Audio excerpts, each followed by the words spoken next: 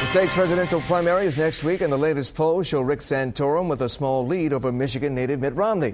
Today, Romney sat down with Fox 2's Tim Skubic and admitted that he was reluctant to run for president again after losing 4 years ago.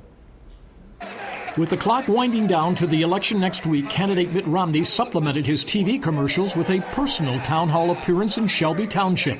But prior to that, in a one-on-one exchange, he reveals he would take military action against Iran, but only as a last resort. If we reach a point where all of our other options have failed, where there are no alternatives but a military option, then we will take a military option, whether on our own or in supporting a nation like Israel.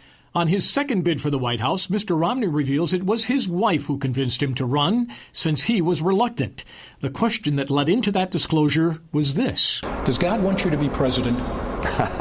My wife wants me to be president, and that's the person who got me into this race. When she first broached that subject with you, you put the covers over your head in bed and said, no thanks. I was more resistant to running again. Romney is attempting to reconnect with his Michigan roots to get votes by bringing up his dad's name, former Governor George Romney. And he did it here. Every time I go to a debate, I write my dad's name at the top of the piece of paper there on the stand, just reminding myself of his great character, his integrity, the vision he had for America. But all those efforts may be for naught, as he was asked this tricky question. Red Sox or Tigers? I was a Tigers fan as a boy, but now having lived in Massachusetts almost 40 years, I've become a Red Sox fan. There goes the state of Michigan. Sorry. How about that, sports fans? In Shelby Township, Tim Skubic, Fox 2 News.